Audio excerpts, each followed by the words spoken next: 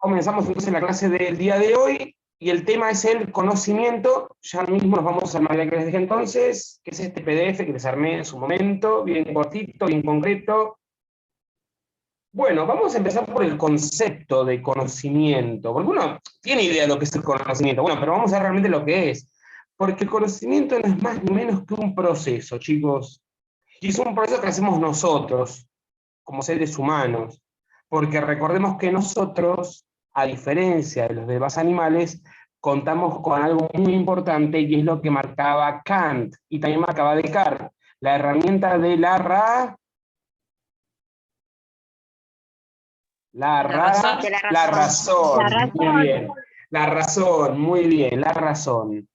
Entonces nosotros con la razón como herramienta primordial de nuestros procesos mentales, vamos a generar un proceso donde la realidad en la que estamos inmersos, en la cual vivimos, en la cual nosotros tomamos la información de todo lo que podemos percibir con nuestros sentidos, vamos a procesarla, analizarla, clasificarla y tomarla como objeto de estudio para justamente crear nuevos conocimientos. Así que eso es un proceso, el cual hacemos nosotros a partir de la razón, usando como materia prima justamente todo lo que percibimos. Esto nos lleva al trabajo científico, porque en definitiva el conocimiento se crea a partir de la ciencia que uno va generando en los distintos campos de la ciencia, desde la matemática, la lógica, la biología, la química, todas esas ciencias que estuvimos viendo y trabajando hace un par de clases atrás.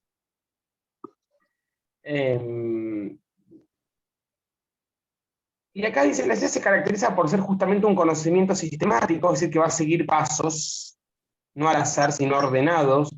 Tenemos que verificar lo que estamos conociendo, es decir, ponerlo a prueba, y hay que seguir un método. No puede haber un desorden, un caos. Hay muchos métodos para trabajar en las ciencias. Además, cada ciencia, dependiendo de su campo de estudio, tiene diferentes métodos. Pero a ver, todo va a llevar a que podamos generar nuevos conocimientos.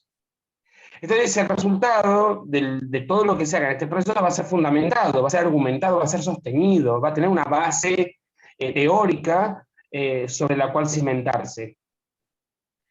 Y lo que tenemos que tener en cuenta es el dinamismo de la ciencia, algo que ya hemos comentado, por eso los resultados son provisorios, porque recuerden que al ser la ciencia algo dinámico, esos conocimientos los podemos reemplazar, los podemos modificar, ¿bien?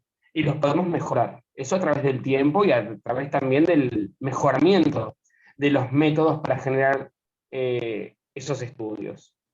Por eso dice que la investigación puede llegar a reformularlos o a reemplazarlos, justamente por el dinamismo de la ciencia. No se olviden, chicos, la ciencia es dinámica, lo hemos dicho varias veces, acuérdense. ¿Bien? Y si lo repito muchas veces es porque seguramente lo voy a preguntar en algún momento. ¿La ciencia es estática? Pregunta de examen. Exactamente, No, pregunta de examen. No, dinámica. la ciencia es dinámica, por eso reformula y reemplaza conocimientos. Bien, ahora el conocimiento científico específicamente, porque hay muchos tipos de conocimiento, incluso acá vamos a comparar dos, los que usamos habitualmente, va a lograr esa meta que está buscando, pero va a exigir un lenguaje preciso, propio del ámbito científico en que se esté trabajando, pero a la vez tiene que ser algo comunicable, porque la realidad es que si uno genera un conocimiento en un laboratorio, está buenísimo, pero si ese conocimiento se queda solo en el laboratorio, en el entorno de las personas que lo pueden manejar porque lo entienden, y ese conocimiento no llega a todo el mundo, y va a volverse inútil, porque ¿de qué me sirve a mí generar un nuevo saber sobre un campo científico específico si no lo puedo socializar, no lo puedo hacer universal? Entonces tiene que llegar en lo posible a todos. Pero a veces no llega a todos, pero por lo menos que llega a la mayor cantidad de personas. Por supuesto que hay personas que están mucho mejor preparadas académicamente, porque han tenido alfabetización y demás, con lo cual les va a ser más sencillo comprenderlo que otras personas.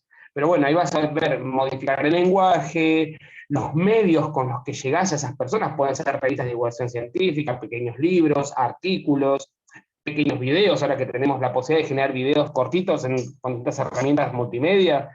Entonces son muchas posibilidades las que tenemos hoy de acceder al conocimiento y también de transmitirlo cuando se produce. Eso está buenísimo, porque justamente la razón humana está para eso, es como su objetivo, ¿no? Crear nuevos saberes.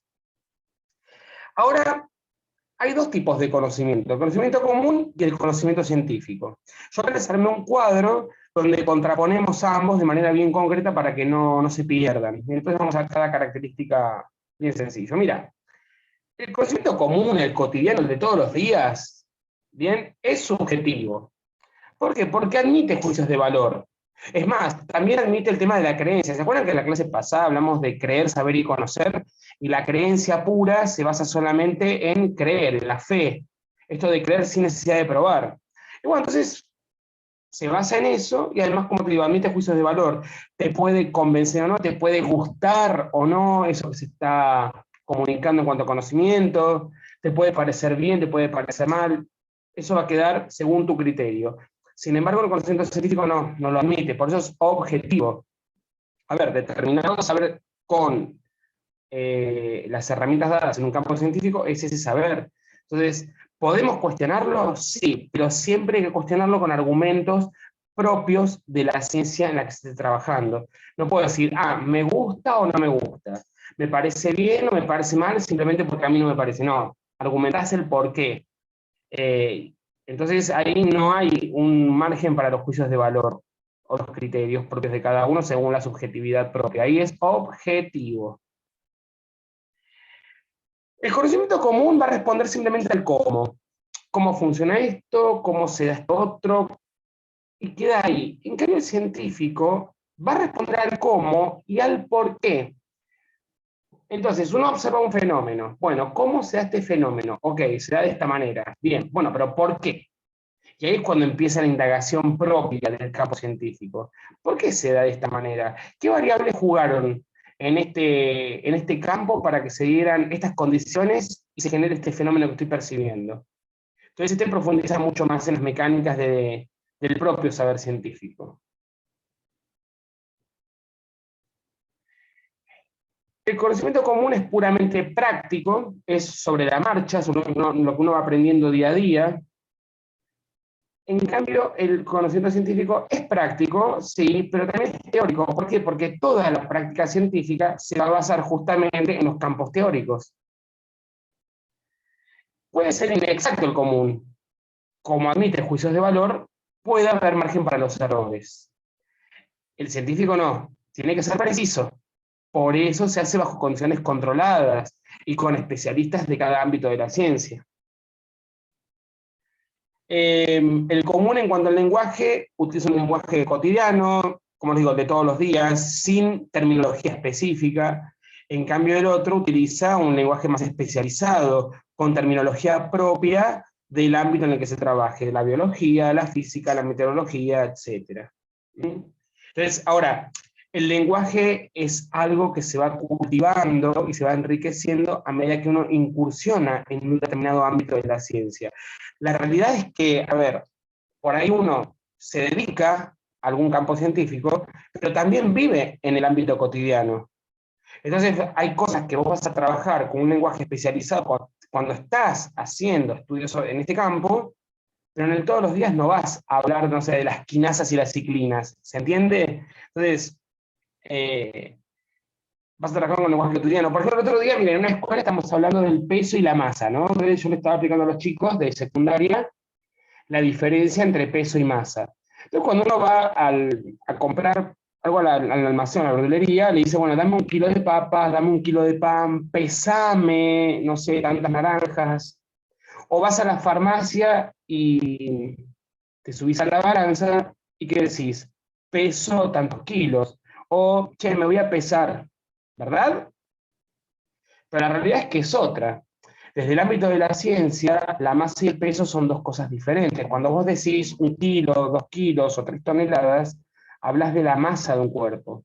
Entonces, en definitiva, una balanza no te dice el peso, te dice la masa que vos tenés en tu cuerpo. Entonces yo me subo a la balanza y va a marcar un determinado número que no es el peso, es la masa. Y ahí viene esto de usar lenguaje especializado cuando vos trabajás en un ámbito científico. Entonces, en lo cotidiano decís peso, acá no, acá afinás, masa y peso, ¿no? Bueno, les cuento este ejemplo porque me parece que viene justo al caso. Pero bueno, cotidiano no le decís al farmacéutico, hola, ¿me puedo masar en tu balanza? No, me voy a pesar. ¿O no, chicos? Sí, sí, sí, Sí, pero bueno, sepan eso. El detalle, las balanzas no dicen el peso, te dicen la masa. Y así un montón de cosas. A ver, no abras la ventana porque entra el frío. No decimos, ¿es invierno? Para que no se enfríe la casa. Bueno, el frío no existe. Lo que existe es más o menos calor. En realidad deberíamos decir, no abras la ventana porque se escapa el calor. Pero eso sería más de este ámbito. Y bueno, ¿por qué se escapa el calor? Bueno, porque hay la teoría cinético molecular, te marca con la temperatura, las partículas, etcétera, etcétera. Pero bueno, eso no lo decís todos los días. Te vas a usar el lenguaje común. ¿Mm? O, o el otro día hablamos también de la luz y la oscuridad, hablamos también de que la oscuridad no existe en realidad, y lo que existe es falta de luz, porque vos la oscuridad no la podés medir. Bueno, puedes decir cuánta oscuridad hay, está oscuro o no está oscuro, listo. Lo que hay es falta o presencia de luz, porque la luz sí la podés medir. Entonces, bueno, ahí es cuando uno se pone preciso en el lenguaje según los conocimientos que uno tiene adquirido. ¿Bien? Bueno, ahora, esto es importante. El conocimiento común es válido para algunos. A ver, al ser inexacto, al ser subjetivo, para algunos puede ser válido lo que uno pretende comunicar desde el ámbito del conocimiento cotidiano, pero para otros no. Porque, como digo, se basa en la creencia. Puedo creer o descreer. Entonces, para unos puede ser valedero y para otros no. En cambio, el científico no. Nos lleva de vuelta a la idea de que el conocimiento universal tiene que ser universal. O sea, es válido para todos. Te guste o no te guste, estés de acuerdo o desacuerdo. Porque justamente fue un conocimiento que se obtuvo a través de la experimentación, bajo condiciones controladas, con especialistas, con bases teóricas y prácticas. Entonces, más allá de que yo esté de acuerdo o no con lo que se observa, es así y es así. Nos guste o no nos guste.